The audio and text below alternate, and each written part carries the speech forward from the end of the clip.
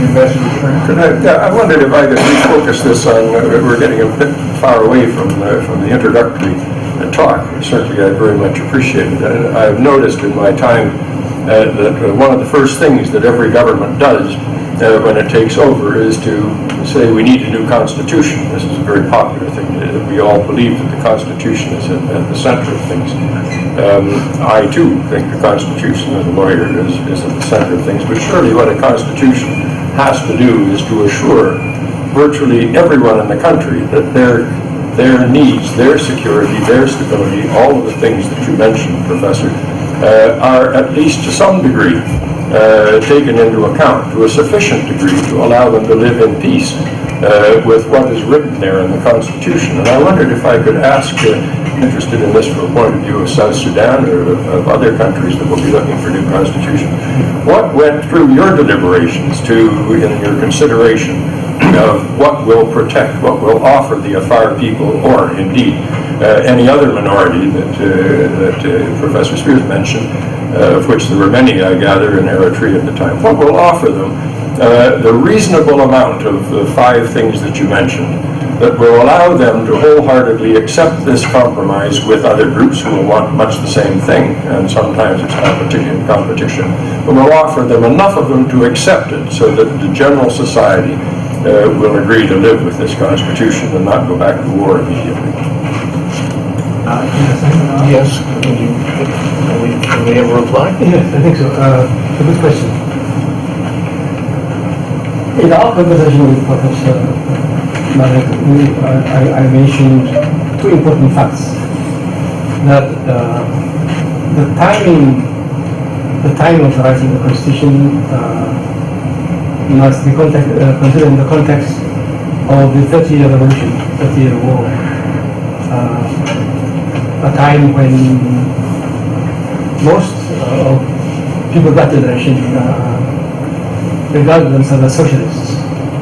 So the socialist ethos, the mindset of the members of the Constitution was we are going to have, first of all, the Constitution making is an extension of the revolution, its culmination point, and what are the values for which we fought, not only territorial independence, but also creation of values by which the people will be governed, from which they will benefit. And all the 5 values I mentioned were understood to be the guiding principles of the Constitution. So therefore, that mindset did not consider the possibility, the potential for harm to minority nationalities. The assumption that we are only together, we fought together heroically, and we are one people, indivisible. That kind of mentality dominated our thinking. Although we listen to representatives of the Afar of the Kunama, some of whom were members of the Commission, I don't think that we went to sufficient length to consider the possibility that our framework might not work further, that our framework made hubris possible, hubris on the part of dominant groups on the highway. Very difficult for one person to accept the possibility that they are making mistakes and potentially perhaps excluding from the table minority people. That's the point on which there's been considerable discussion among Eritreans, and I think we've been chastened. You've never considered an ethnically based constitution as Ethiopia did? We did not. Because the assumption, the reality was we were not united people, we fought together. There were Afars and Kunamas and Amins and Sahos in the struggle, in the leadership. We didn't learn so on, and we didn't even consider the possibility that these issues might be raised.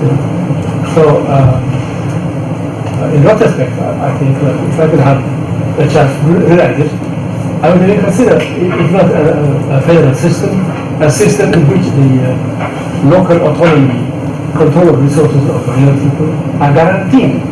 I am guaranteed. We left it, it's a very concise constitution which follows in that respect the US model. in which the article leave to future legislation the elaboration of many of these issues. We were faced with the dilemma. Do we write a detailed constitution? Can we make provision for every possible problems and solutions? Or do we lay down principles and leave detailed constitution? We thought that it would be a very good parliament, representing the people who will be elaborating on the principles. This is something which we are revising on.